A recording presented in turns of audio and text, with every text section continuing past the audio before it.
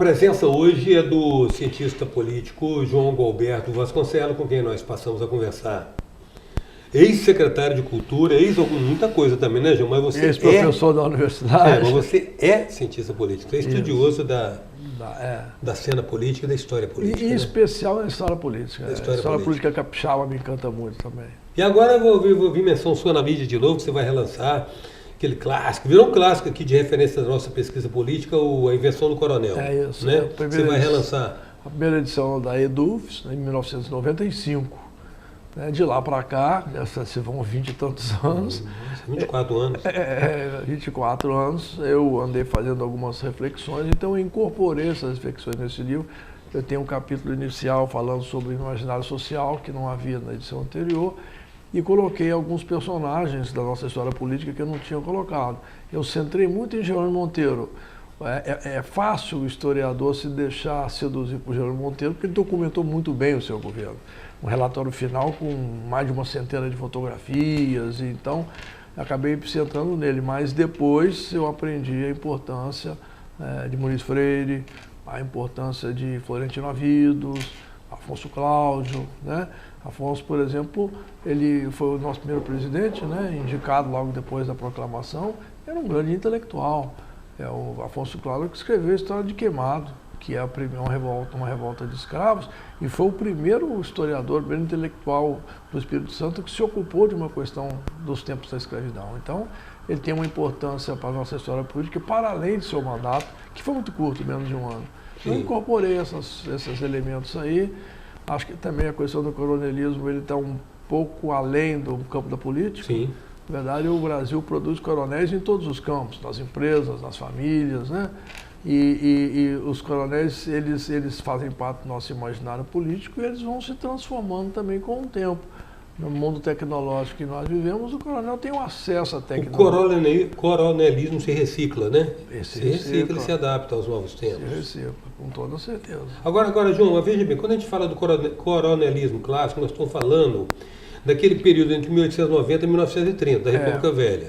Na verdade, se você pegar o livro do Raimundo Faoro, Os Donos do Poder, o Raimundo Faoro fala no potentado rural. Sim. Essa é a origem dos nossos coronéis. Nos tempos da colônia, nos tempos da monarquia, no começo da monarquia, nós temos os nossos potentados.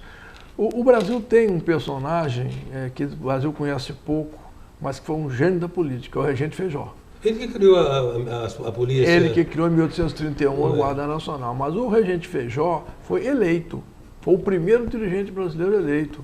E ele tinha um programa muito moderno para o Brasil daquela época. Né? E ele, então, ele era um legalista, ele queria as coisas feitas... Ele era pelo fim do celibato por sacerdotes, mesmo sendo ele um sacerdote. Então, o Feijó, ele criou a Guarda Nacional porque era uma nação nova sem exército. Né? E a Guarda Nacional era uma milícia cidadã. E aí, a Guarda Nacional, ela tinha os seus pelotões nos municípios e tinha... as patentes? As patentes e as corporações, porque era o pelotão dos alfaiates, o pelotão dos barbeiros, era por corporação de ofício, era por profissão. E aí tinha os coronéis. À medida que o Exército foi se consolidando, a Guarda Nacional foi ficando menos importante. Na fim da Guerra do Paraguai, na ascensão do Duque de Caxias, a Guarda Nacional era quase que simbólica. Então o coronel virou expressão de um homem importante, porque era milícia, era cidadão, o coronel era um homem comum, era um fazendeiro, era, né?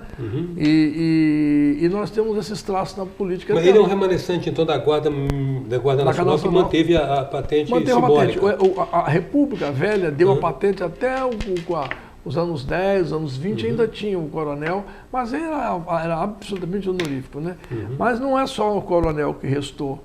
A ponta é o cabo, e nós temos o cabo eleitoral até hoje. O cabo eleitoral é uma remanescência do velho coronelismo e da velha hierarquia no campo da política.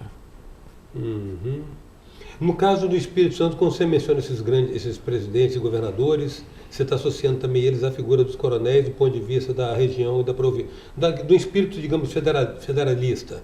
No Brasil? É o Campos Salles, né? Se você tem o Jorge Caldeira, historiador paulista, tem um livro chamado Júlio Mesquita em seu Tempo, que é um livro que conta a história da formação do Estado de São Paulo.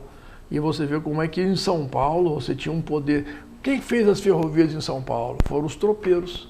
Porque à medida que o café era a grande riqueza, que o transporte por tropa era muito longo, e que veio a ferrovia, a primeira ferrovia inglesa, eu acho que é de 1816, na metade do século XIX, os Estados Unidos estava todo cortado por ferrovia, trouxeram as ferrovias para cá, e as ferrovias foram sendo construídas pelo capital que não precisava mais. As tropas eram gigantescas, atravessar o Brasil de tropa eram milhares de burros, não?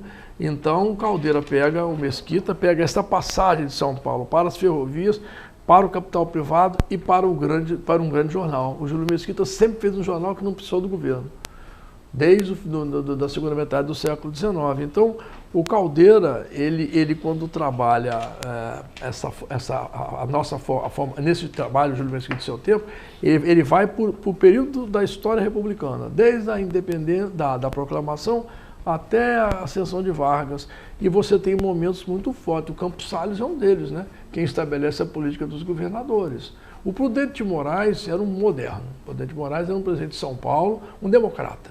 Agora o Campos Salles, o Floriano, né, outros instituíram. Então a Velha República organizou uma rede que a Maria Isaura, que é uma socióloga, chama de o mandonismo.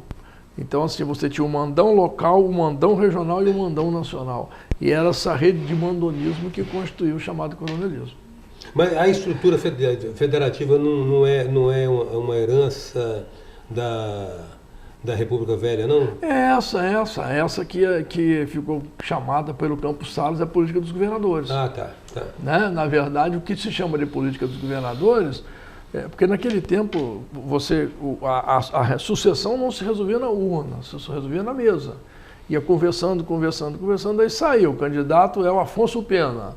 Aí fazia um jantar, que ele chamava do banquete, o banquete selava, ele fazia o seu discurso e depois ia para as urnas resolver isso nas urnas na mão grande. Né? Mas esta política, esta mesa que elegia o presidente era a mesa dos governadores. E a mesma coisa acontecia nos estados e nos municípios. Então, na verdade, você tinha um sistema que era transversal a toda a sociedade. A presença hoje do cientista político João Gualberto Vasconcelos. A gente volta já.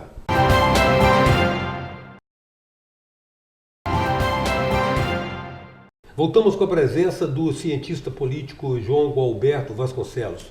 João, você fez uma rebobinada legal do coronelismo, desde que se forjou na sequência no início da proclamação da República até a República Velha, e a permanência, o efeito inicial do coronelismo como modelo social. Como elemento estruturador do nosso imaginário político. Exatamente. Agora, hoje bem, você falou que você acrescentou uns 40 a 50 páginas ao seu livro original. Isso.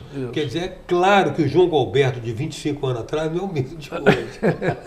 Não, é porque, na verdade, tem até mais de 25 anos, porque isso é minha tese de doutorado. Então, é uma tese que eu defendi em 92. Nossa! E portanto, que eu escrevi em 89, 90. Então, é um trabalho que tem 30 anos. Não, mas a considerar o seguinte, houve elementos novos que você considerou oportuno para atualizar a sua abordagem, né? Para frente e para trás, né? Para trás incorporar alguns personagens que foram estruturantes e que eu não tinha levado em conta naquela oportunidade. E para frente é pensar de como é que esse coronelismo ele ainda se explicita na nossa sociedade, né? Se você imaginar, eu me lembro que o livro anterior parou na Era Collor, né? Em 92 ele parou na Era Collor. E eu articulava naquele momento como é que o coronel do Nordeste estava presente naquele gestual do Collor, né? Sim. Aquela sexualidade tóxica do Collor, né? Com aqueles palavrões que ele falava, aquela coisa daquela masculinidade exagerada, uma coisa assim, estava lá presente. Isso, evidentemente, que cada personagem incorpora de uma forma. O Itamar Franco, que era o vice dele, não tinha esse mesmo gestual, né? E o Fernando Henrique, que veio depois, também não. Mas o Fernando Henrique governou 8 anos como vice do PFL do Nordeste, né? Que é representante típico das oligarquias nordestinas. Então, assim, tem sempre um pedágio para pagar para o velho coronel, né? Não tem como. Agora, Hoje, onde é que nós identificamos esses caras? Eu sempre tratei aqui no Espírito Santo, eu sempre entendi o seguinte, que existiam os novos donatários. Grupos de família que são classicamente os caras que, de uma certa maneira, dominavam a cena econômica. Não sei se necessariamente a cena política. Não, e tem uma coisa também da articulação, que os velhos coronéis tinham uma ascensão muito grande sobre a massa, né? Através da manipulação de voto, da compra de voto, do autoritarismo. O Brasil deixou de ser um país católico para ser um país evangélico, já há algum tempo. E você tem uma dominação dos pastores pela sua eloquência, pela sua capacidade. Não estou querendo dizer que é negativa, estou querendo dizer que esse fenômeno da personalidade política, ele se expressa muito também na nossa forma de ser evangélico no Brasil. Então, de todo jeito, a matriz autoritária, a matriz personalista está presente o tempo inteiro. É uma coisa que marca muito a nossa sociedade. O Brasil é um país que prédio tem nome, isso é raro no mundo, né? O prédio tem nome da mãe do cara que construiu, né? As ruas têm nome ligadas ao sistema político dos vereadores. Então, assim, a gente é num país em que banca de jornal tem nome, tudo tem nome. É um Brasil que cultiva as personalidades. Então, esse país personalista e esse cultivo da personalidade ele vai se explicitar no tempo através das instituições, né? Lá em 1900 era uma coisa, em 2000 era outra coisa e agora é outra coisa. Mas esse fantasma do coronel está aí, está ali, está em todo lugar. Em todo lugar. Na cena econômica e na cena política, mais do que no aspecto social, ele é mais perceptível, né?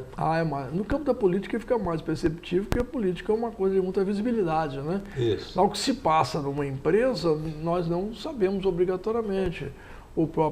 Porque são lugares de poder muito diferentes. Na política, tudo tem que ser visível. Na empresa, nem tudo pode ser visível. Então, ele abre os cursos, ele abre os sistemas segredos comerciais. Aí ele fica vulnerável à concorrência. Então, ele tem que manter sob sigilo uma parte considerável das suas ações. Na política, o fenômeno é inverso. Agora, você acha que essa história, então, essa permanência da cultura do coronelismo tem a ver com essa história da nossa formação política ou é uma questão da índole latino-americana? Não, tem a ver com a nossa formação, porque você tem no restante da América Latina um fenômeno chamado caudilismo, né? O caudilismo, por exemplo, nos países como a Argentina, o Uruguai, resultou num populismo muito forte. Também acabou resultando em regimes autoritários, regimes militares muito fortes nos anos 60 e 70. Mas ele tem expressões muito diferentes da brasileira, né? Porque eu acho que os coronéis são violência e progresso. Mas não podemos esquecer que quem construiu o capitalismo brasileiro foram os coronéis. Os coronéis do café no Espírito Santo, os coronéis do cacau na Bahia, os coronéis da borracha no Amazonas, né? Então, os primeiros grandes industriais brasileiros, eu tenho um trabalho que está inédito, um outro livro, em que eu trato dos coronéis na literatura regional brasileira. Então, por exemplo, eu pego os coronéis, Jorge Amado, pega Mundinho Falcão, é um coronel republicano, anos 20, mas ele levou o progresso para Ilhéus. Ele é o presidente da Associação Comercial, ele é o cara que conseguiu dragar a barra para levar o vapor, que é por onde passa toda a história ali, né? E ele é um coronel que se apaixona em casa por amor, o que não é do mundo dos coronéis, né? O mundo dos coronéis é o mundo do machismo absoluto, né? Coisificação da mulher, né? A coisificação da mulher. Então, assim, na verdade, isso eu acho que é a dimensão importante da reflexão que eu faço, é porque muitas vezes no Brasil a esquerda crucificou o coronel. Nós não podemos só crucificá-lo. Se ele tem um lado da violência, ele tem um lado do progresso. Os prefeitos, os grandes coronéis, olha o Geraldo Monteiro, olha o Florentino Navidos, foram homens progressistas. O Estado melhorou com eles. Então, não é o fato desse sistema ser baseado no autoritarismo que ele não é bom. Tem que ter muito cuidado com isso. Nosso programa está se encerrando por aqui, mas eu convido você, querido telespectador, a estar conosco na edição de amanhã, quando daremos sequência a essa conversa com o cientista político João Gualberto Vasconcelos. Até já!